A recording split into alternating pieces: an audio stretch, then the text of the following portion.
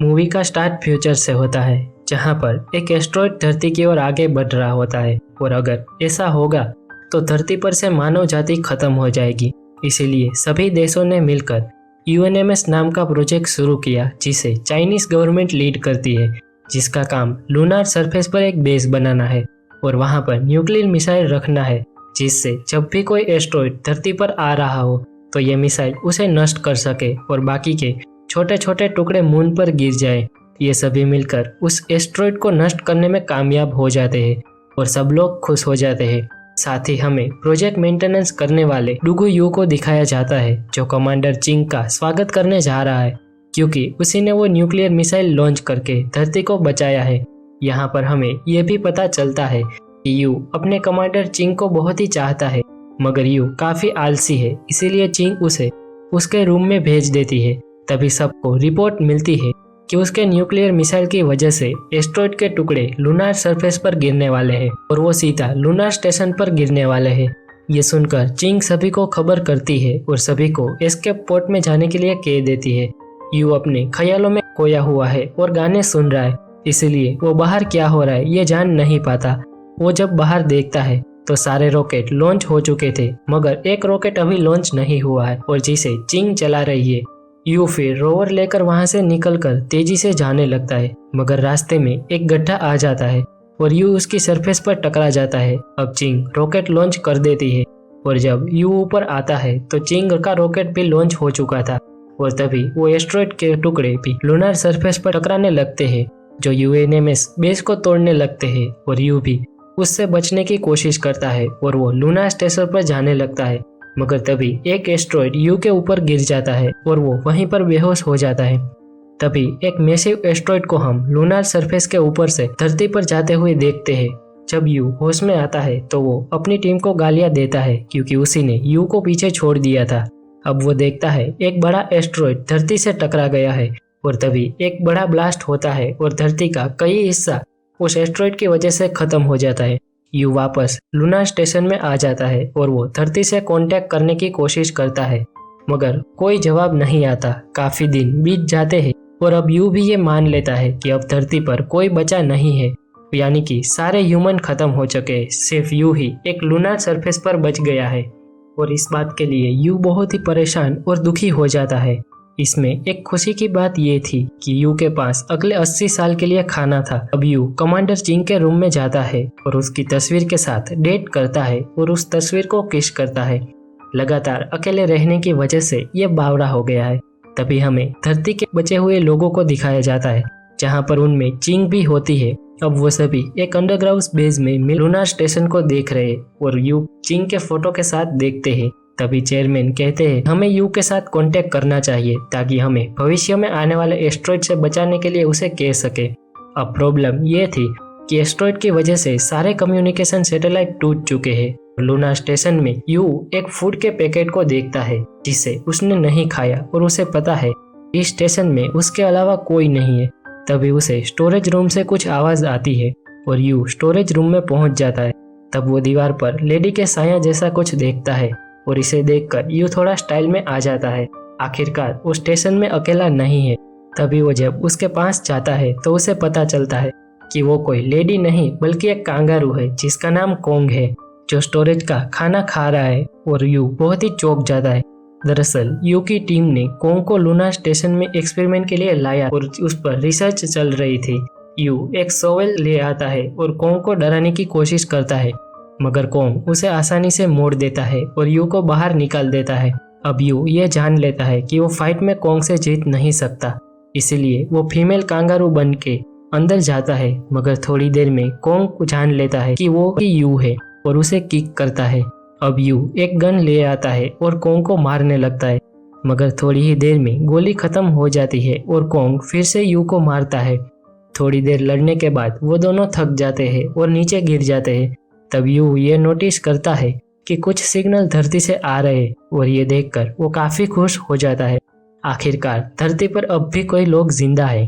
तभी हमें पता चलता है कि ये सिग्नल धरती से नहीं आ रहे बल्कि कोंग की टेल की वजह से आ रहे।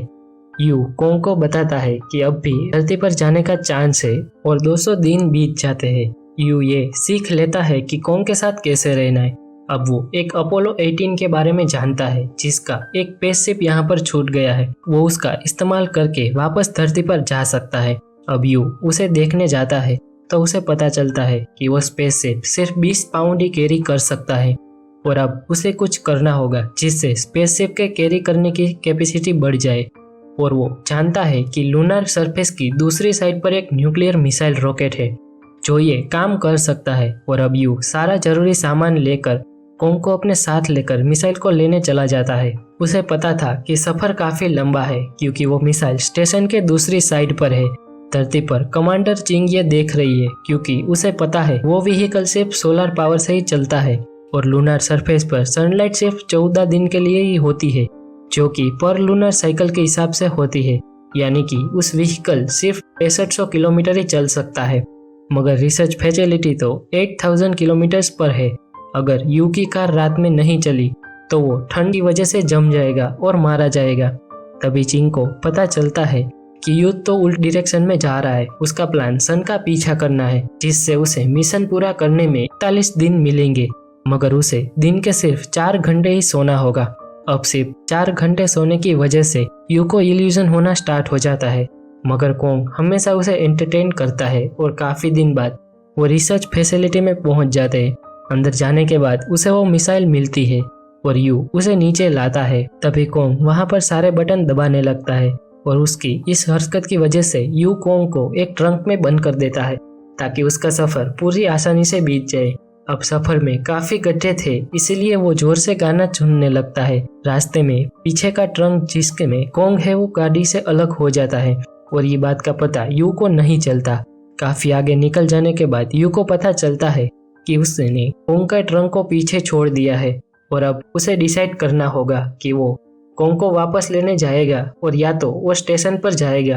अब उसे पता है कि जब वो कॉन्ग को वापस लेने जाएगा तो सनलाइट पूरी तरीके से चली जाएगी और अगर वो नहीं लेने गया तो कॉन्ग वहीं पर ठंड की वजह से मारा जाएगा।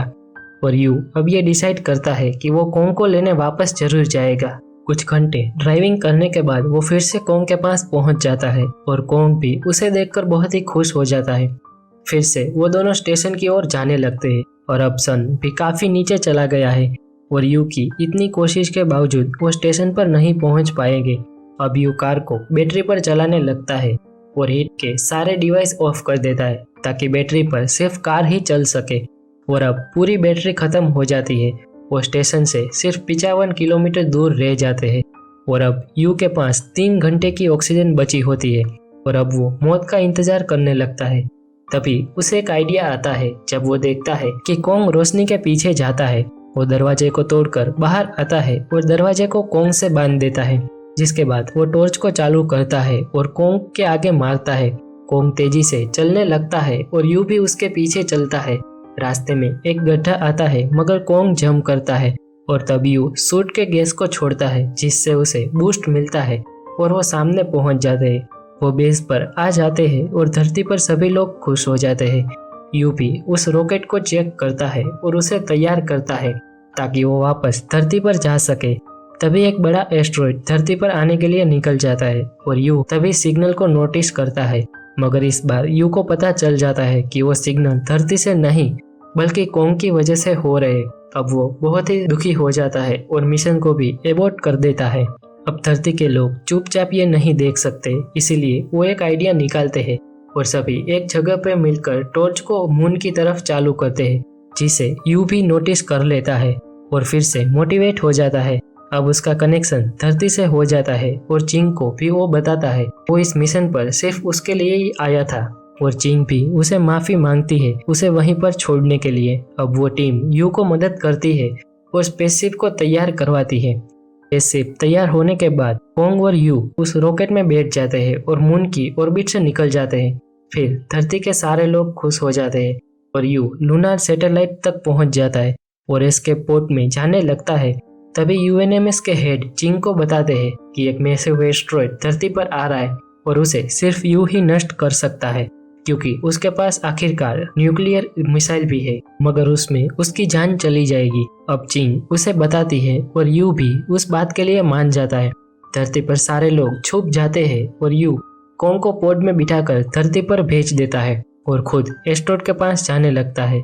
मगर रास्ते में छोटे छोटे एस्ट्रॉइड की वजह से स्पेसशिप टूट जाता है और घूमने लगता है। ऐसे तैसे करके यू उसे कंट्रोल करता है, मगर वो रास्ते से भटक जाता है। इसीलिए यू उसे मैन्युअली ले जाने का डिसाइड करता है, मगर इसमें उसकी बुरी मौत होगी। अब यू बाहर आकर न्यूक्लियर वेपन को अलग करता है और अपने सूट की मदद से उसे एस्ट्रॉइड के पास ले जाता है। रास्ते में इसका सूट भी खराब हो जाता है, मगर वो एस्ट्रॉइड के अंदर चला जाता है और एक ब्लास्ट होता है जिससे एस्ट्रॉइड के टुकड़े हो जाते हैं, मगर साथ में यू भी मारा जाता है। और धरती पर सारे लोग बाहर निकलते हैं और देखते हैं कि एस्ट्रॉइड के टुकड़े हो चुके हैं और वो सभी बच गए हैं। काफी साल बीत जाते हैं और धरती फिर से पहले जैसी हो जाती है और कॉम भी अपनी लाइफ जीने लगता है। गवर्नमेंट भी फिर से टीम को लूना स्टेशन पर भेज देती है ताकि वो धरती को फिर से बचा सके। अगर आपको हमारी वीडियो पसंद आती है तो आप हमारी मिस्ट्री रिकैप हिंदी चैनल को सब्सक्राइब कर सकते हैं और साथ ही बेल आइकन को भी दबा लेना ताकि आपको मूवीज का मजा घर बैठे मिल सके।